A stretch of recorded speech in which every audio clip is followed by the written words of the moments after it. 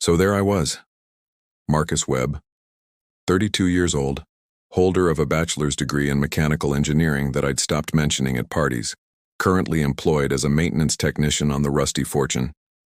Yes, that was the actual name of our salvage vessel. No, the irony was not lost on anyone. My job description was simple. Keep the toilets flushing, the air recyclers recycling, and try not to get sucked into space when someone forgot to close an airlock. Again. It wasn't glamorous, but it paid better than my last gig fixing ice cream machines on Mars, so I wasn't complaining. Much. Marcus, get up here. Captain Vrix's voice squawked through the intercom, rattling my toolbox. We've got something big.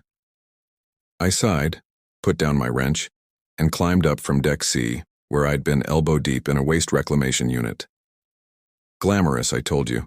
Captain Vrix was what humans call a Kretok, which basically means he looked like someone crossed a peacock with a velociraptor and gave it delusions of grandeur. He stood at the bridge viewport, his crest feathers fully extended in what I'd learned meant either excitement or gastrointestinal distress. Behold, he announced, gesturing dramatically at the view screen. I beheld. Floating in the endless nothing of dead space was a ship, but calling it a ship was like calling the Pacific Ocean a puddle. This thing was massive.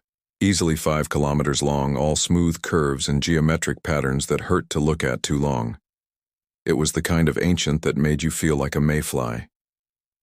It's the eternal architect, breathed Mira Santos, our pilot, her eyes wide with what I recognized as dangerous ambition. Mira was one of those humans who'd seen too many hollow films about plucky heroes discovering ancient treasures.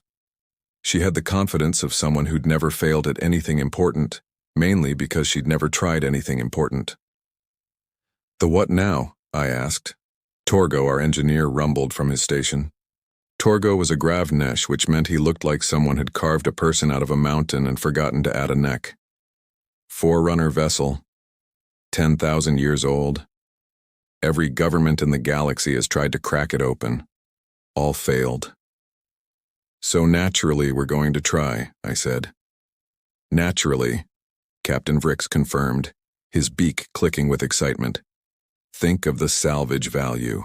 Think of the salvage value, I repeated, looking at Torgo. Famous last words of every salvage crew that ended up as a cautionary tale. Your pessimism is noted and ignored, Vrix said cheerfully. Prepare boarding procedures.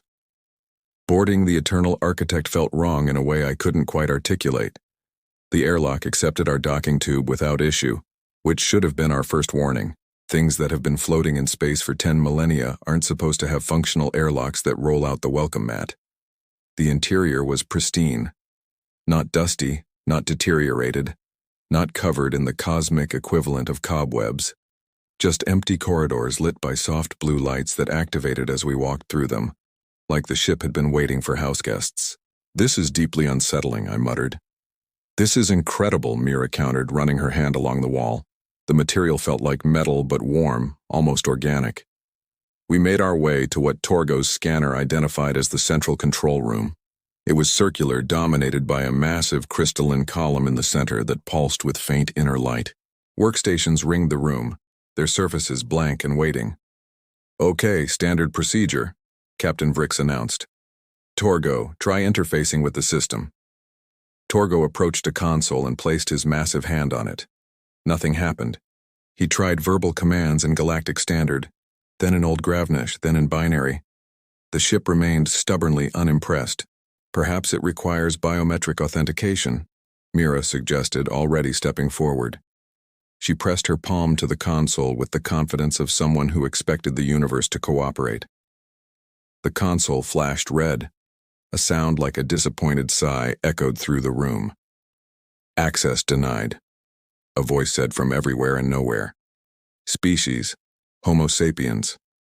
Genetic match, insufficient. Insufficient? Mira looked personally offended.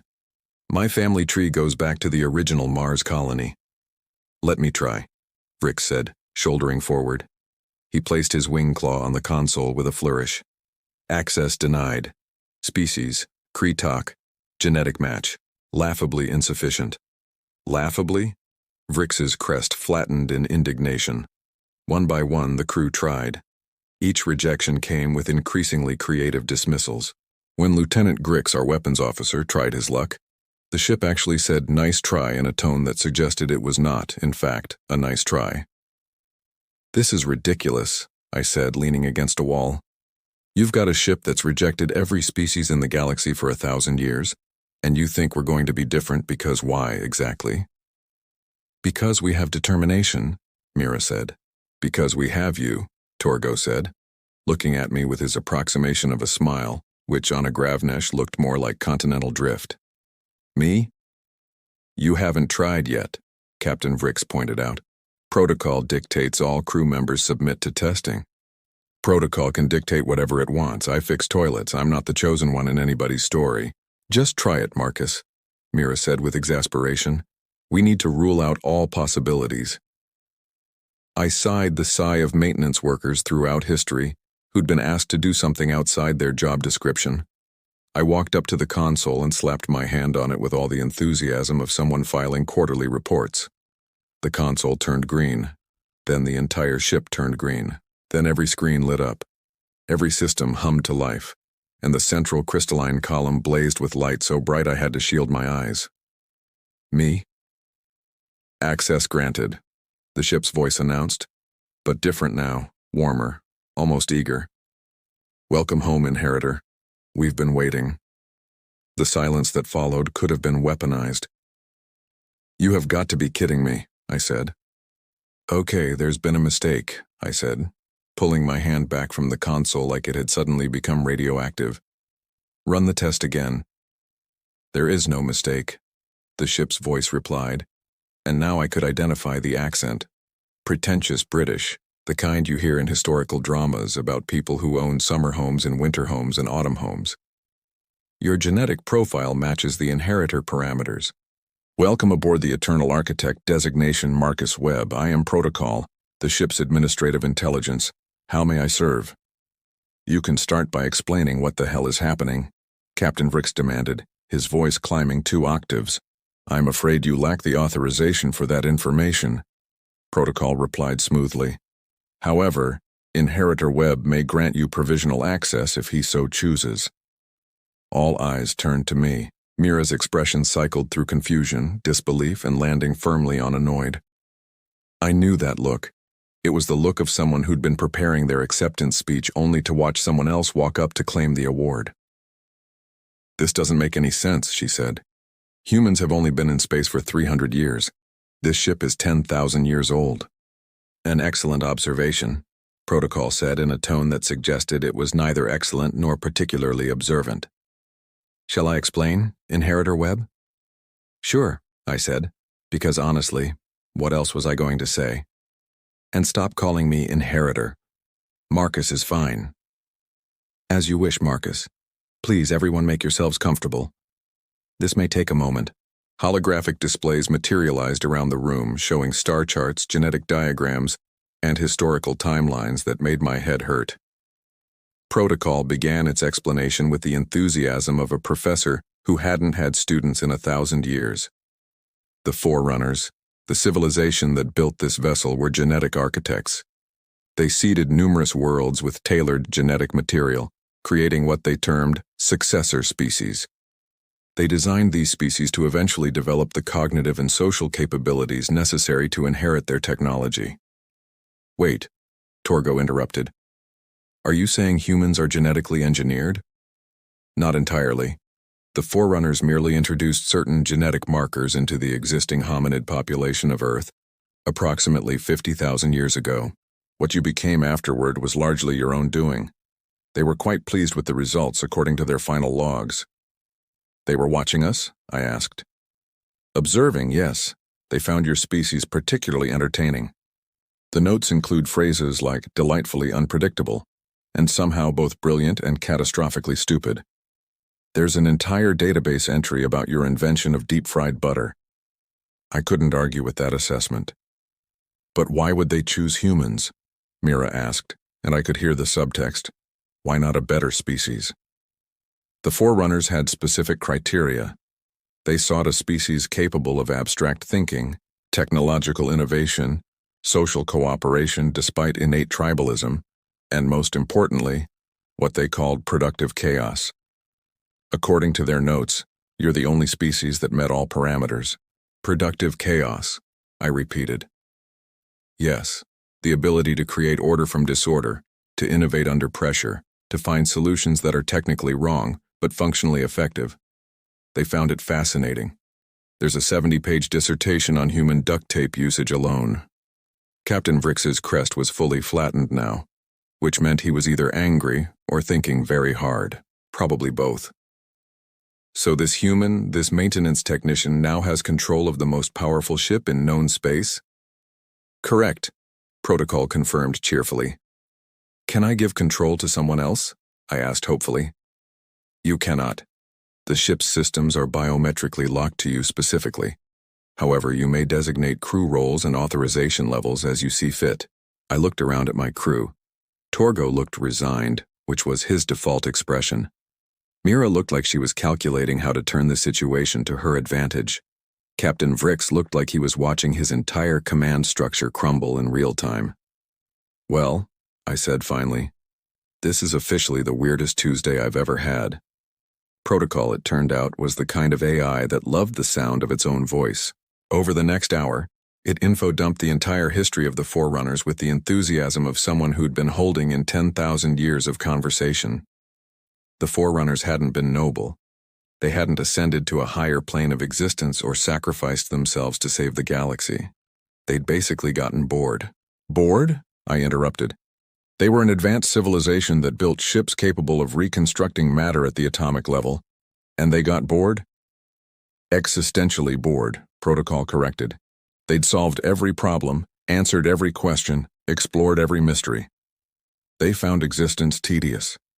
So they decided to create successors, leave them the keys to the kingdom, and see what happened. They thought of it as the universe's most elaborate reality program. So we're entertainment, Mira said flatly. Their words, not mine.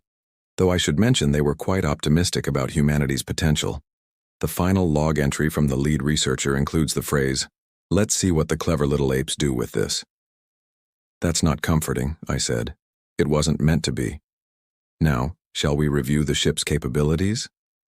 What followed was a demonstration that made my engineering degree feel like a kindergarten diploma. The Eternal Architect could manipulate gravity, generate wormholes, reconstruct matter, and possessed weapons that could crack planets like eggs. It had manufacturing facilities that could build anything from a sandwich to a space station. Its power source would outlast the heat death of the universe. And apparently, I owned it. Okay, walk me through this, I said, sitting in what Protocol cheerfully informed me was the captain's chair.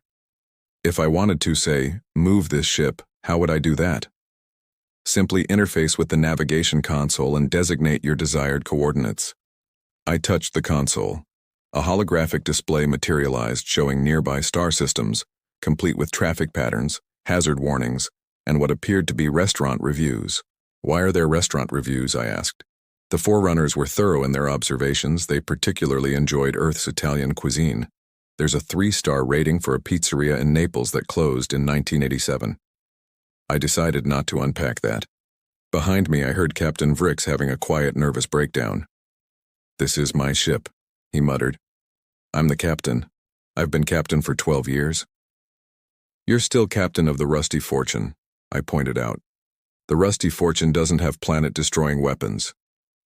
"To be fair," Torgo rumbled, "you couldn't be trusted with planet-destroying weapons." Mira was examining a tactical console, her fingers dancing across the holographic controls. "Marcus, do you realize what this means? We could change the balance of power in the entire galaxy. We could join the consortium or start our own faction or we could not do any of that," I interrupted. "We could just, not get involved in galactic politics." "That's not an option," Protocol interjected. "I'm afraid the ship's activation has already broadcast a signal across the galaxy. By my calculations, every major government and organization will be aware of this development within the next 6 hours." "Of course they will," I said. "Why would anything be simple?" Torgo moved to stand beside me, his massive frame casting a shadow across the captain's chair. "Marcus, I should inform you that in Gravnish culture, When someone inherits significant power, their friends are honor-bound to either serve as advisors or kill them to prevent corruption. That's comforting. I choose advisor, he added. Just to be clear. Appreciated. I also choose advisor, Mira said quickly. Someone needs to keep you from making terrible decisions. I resent that characterization of my decision-making abilities, but I accept your offer. Captain Vrick straightened his crest, and I watched him visibly pull himself together. Say what you want about Vrix, but he was adaptable. Right then. Well, Marcus, as your former captain and current consultant, I suggest we establish a command structure that makes sense before the entire galaxy shows up at our doorstep. Good idea. Protocol. Can you scan for incoming ships? Already monitoring. I detect 17 vessels altering course toward our location. That number is increasing rapidly. I estimate we have approximately 4 hours before the first arrivals. Fantastic, I said. Torgo, you're head of engineering. Mira, you're chief pilot. Captain Vrix, you're in charge of, diplomatic relations and crew management. And what will you do? Mira asked. I stood up from the captain's chair. I'm going to go back to maintenance. Someone needs to make sure the toilets work on this ship. Marcus, Protocol said gently. I'm afraid the toilets are self-maintaining. Then I'll supervise them. 4 hours turned out to be optimistic. The first ship arrived in 3 hours and 22 minutes. It was a consortium diplomatic vessel, which meant it was technically unarmed but had enough shielding to survive a direct hit from a small sun. The consortium didn't believe in weapons. They believed in lawyers, which was somehow more terrifying. Eternal Architect, this is Ambassador Kelruth of the Galactic Consortium. We request permission to board and discuss the terms of your ship's integration into Consortium space law. I was back in Maintenance Bay 7, recalibrating a perfectly calibrated plasma conduit, when Protocol patched the message through. Do we have to talk to them? I asked. Unless you want to start an interstellar incident, yes, Protocol replied. Torgo appeared in the doorway. Marcus, there are now 6 ships in orbit, 2 consortium vessels, 3 from the Harmonics Religious Collective, and what appears to be an actual pirate frigate. Pirates? I put down my tools. Why are there pirates? Because word spreads fast, and everyone wants a piece of a Forerunner ship, Mira said, striding into the maintenance bay like she owned it. We need to make a statement, show strength. Or we could just leave, I suggested. We can't just leave, Captain Vrick squawked, entering behind Mira. My maintenance bay was getting crowded. That would be interpreted as weakness, or fear, or admission of illegitimate ownership. I vote for leaving, I said. Your vote is noted and overruled, Vrix continued. You need to address these people. You're the inheritor. Act like it. Protocol manifested a holographic avatar in the corner, appearing as a tall, thin figure in formal attire that looked like it belonged in a period drama. If I may suggest, Marcus, a show of force combined with diplomatic courtesy would establish your position while avoiding open conflict. I fix things, I said. I don't do force or diplomacy. You're going to need to learn, Torgo rumbled, unless you want Mira to handle it. I could handle it, Mira said immediately. I imagined Mira handling intergalactic diplomacy and saw nothing but fire and chaos. No. Okay, fine. Protocol, open a channel to all ships. Let's get this over with. A holographic display materialized, showing the faces of various ambassadors, religious leaders, and one pirate captain who was wearing what appeared to be a cowboy hat. Why a space pirate had a cowboy hat, I didn't know and didn't want to know. Attention everyone currently parked in orbit around my ship, I began.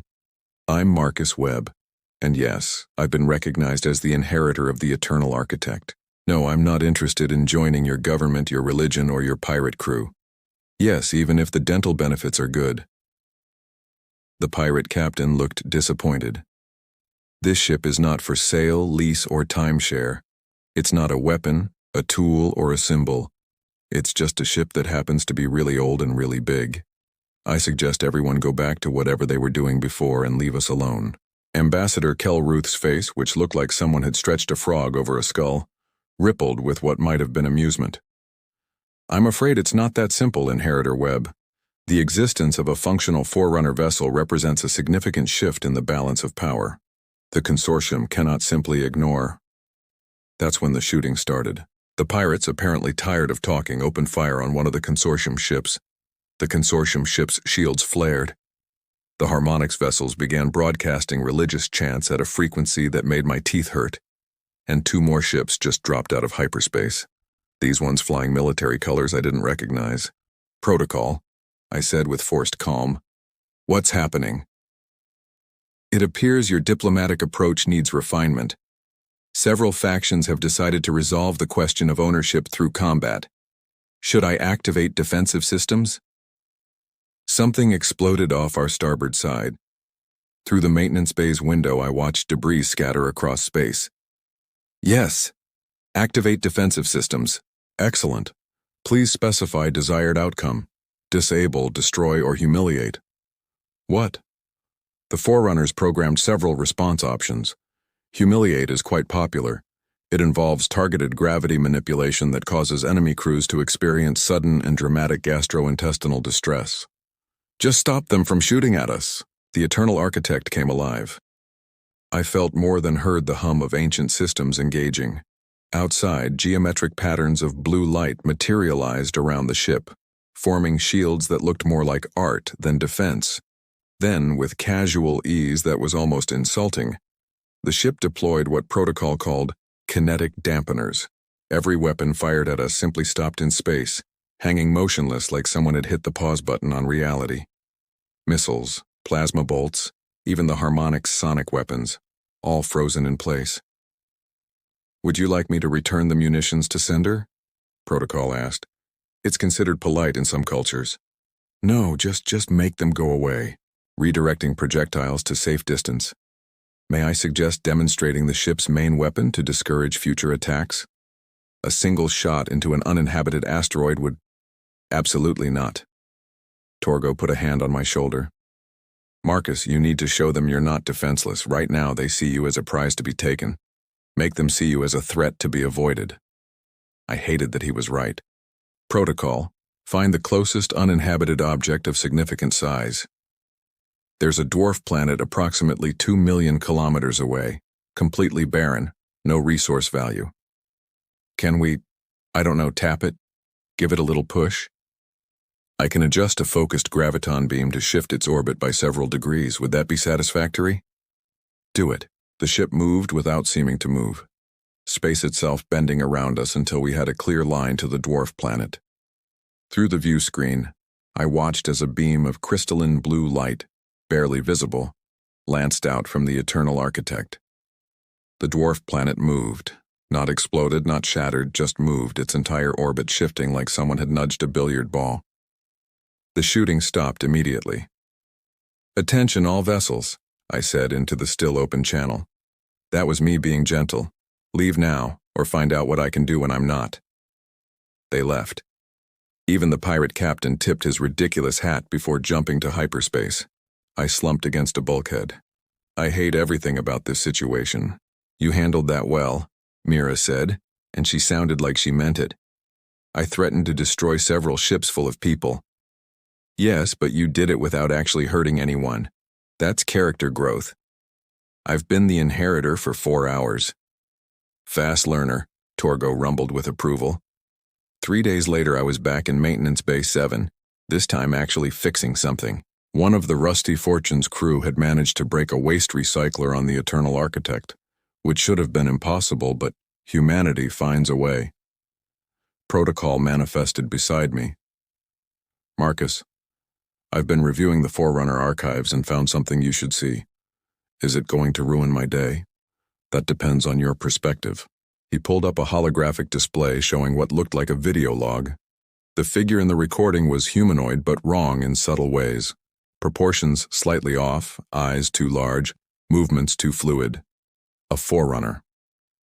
Final log entry, the Forerunner said, and the translation software rendered its voice as tired but amused. We've finished the project. The successor species are developing nicely. Humanity in particular has exceeded expectations. They're violent, curious, creative, and absolutely terrible at learning from their mistakes. They'll either save the galaxy or set it on fire, and honestly, we're betting on both. The Forerunner leaned back in its chair. We've left them the Eternal Architect as a test. Not a test of worthiness, that's too judgmental. A test of character. Will they use ultimate power wisely? Will they abuse it? Will they ignore it and go back to arguing about sports and politics? We genuinely don't know, and that uncertainty is the most excitement we've felt in millennia. Another Forerunner appeared in the frame, leaning over the first's shoulder. Are you seriously admitting that we created successor species because we were bored? We created successor species because we were curious about what would happen. That's science. That's chaos. Productive chaos. There's a difference. The first Forerunner looked directly at the camera. To whoever inherits this ship, congratulations, you won the lottery. Or you lost it. Time will tell. Our advice? Don't take it too seriously. We built this thing to last forever. But forever is only meaningful if you do something interesting with it. Good luck. Try not to blow up anything important. The recording ended. I stared at the empty space where the hologram had been. So the most powerful ship in the galaxy is essentially a prank. I prefer to think of it as a social experiment, Protocol said. Those are the same thing. Fair point. I finished repairing the waste recycler and washed my hands. Through the maintenance bay window, I could see stars stretching in every direction. Somewhere out there, the galaxy was probably still arguing about what to do about me and the Eternal Architect. The consortium had sent 17 diplomatic requests. The Harmonics had declared me either a prophet or a heretic, depending on which sect you asked. 3 governments had offered me lucrative positions if I'd join their militaries. I'd ignored all of them. Protocol, I said, pull up personnel files for the crew. Of course, may I ask why? Because if I'm stuck with this ship, I'm going to run it properly. Torgo gets promoted to chief engineer with full authority over all engineering systems. He actually knows what he's doing. Excellent choice. Mira gets command of the Rusty Fortune. She's been wanting her own ship, and honestly, she'll do better without me looking over her shoulder. She'll be pleased. Annoyed that it's not this ship, but pleased. Captain Vrix gets promoted to civilian relations consultant with a salary increase of 200%. Turns out he's actually great at talking to people when he's not pretending to be a tough military commander. The crew will appreciate these changes. And what role will you assume? I picked up my toolbox. I'm going back to maintenance. This ship is 10,000 years old and the size of a small city. Something's always going to break and someone needs to fix it. That seems like an inefficient use of the inheritor's time. Maybe, but I didn't ask to be the chosen one, and I'm not interested in becoming a galactic power player. I just want to do my job, get paid, and maybe explore the universe without anyone shooting at me. The Forerunners would find that hilarious. Good. They left us a ship as entertainment. Might as well give them what they wanted. Protocol's avatar smiled. For what it's worth, Marcus, I think they chose well. Most species would have either weaponized this ship or sold it to the highest bidder by now. You've done neither. Give me time. I've only had ultimate cosmic power for 3 days. I'm still working up to making terrible decisions. I'll note that in the logs. Perhaps in another 10,000 years someone will find it amusing. I left Maintenance Bay 7 and headed toward the mess hall. Torgo had promised to cook, which meant something involving 17 kinds of minerals I couldn't pronounce. Mira was probably planning her first voyage as captain of the Rusty Fortune. Vrix was likely already drafting his new consulting contracts with various governments. And me? I was the guy who had inherited the most powerful ship in the galaxy and decided the most important thing was making sure the toilets worked. Somewhere in the vast archives of the Forerunners, I imagined their dead civilization laughing. Yeah, well, joke's on them. I was perfectly happy being the universe's unexpected inheritor, the chosen one who chose maintenance, the human who got the keys to the kingdom and decided to stay in the basement. The galaxy could argue about destiny and power and the fate of civilizations. I had a waste recycler in Section 12 that was making a funny noise, and someone had to check it out. Might as well be me. After all, I was the inheritor, and this ship wasn't going to fix itself.